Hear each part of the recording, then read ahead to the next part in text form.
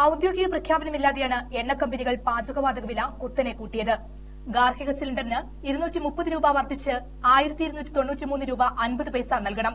വാണിജ്യ സിലിണ്ടറിന്റെ വില 385 രൂപ 95 പൈസ വർദ്ധിച്ച് 2184 രൂപ 50 പൈസ നൽകണം.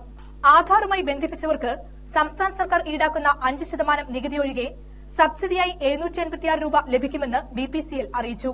5% നികുതി ഇനത്തിൽ ഗാർഹിക ഉപഭോക്താവ് 64 രൂപ അധികം നൽകണം. ആധാറുമായി ബന്ധിപ്പിക്കാത്ത ലക്ഷക്കണക്കിന് ഉപഭോക്താക്കൾക്ക് 880 രൂപയുടെ വൻവർധന താങ്ങേണ്ടിവരും. എന്നാൽ രാജ്യത്താകമാനം വിലവർദ്ധനവ് നിലവിൽ വന്നപ്പോഴും വർധനയില്ലെന്ന് പെട്രോളിയം മന്ത്രാലയം അറിയിച്ചതായി മുഖ്യമന്ത്രി ഉമ്മൻചാണ്ടി പറഞ്ഞു.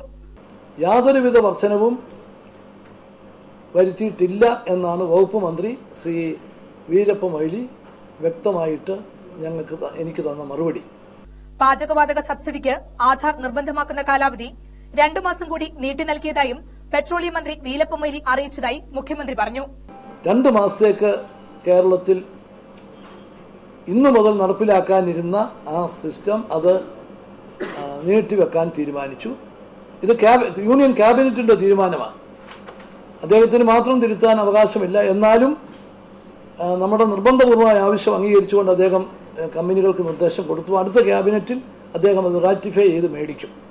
വില വർദ്ധിപ്പിച്ചിട്ടുണ്ടെങ്കിൽ അധിക വിലയുടെ നികുതി ഒഴിവാക്കുമെന്നും മുഖ്യമന്ത്രി പറഞ്ഞു. മുഖ്യമന്ത്രിയുടെ പ്രസ്താവനയ്ക്ക് ശേഷവും സംസ്ഥാനത്ത് കൂട്ടിയ വിലയാണ് എണ്ണക്കമ്പനികൾ ഈടാക്കുന്നത്. വിലവർദ്ധനയില്ലെന്ന ഔദ്യോഗിക അറിയിപ്പുണ്ടാകുന്നതുവരെ കൂട്ടിയ വില ഈടാക്കുമെന്ന് BPCL വൃത്തങ്ങൾ അറിയിച്ചു.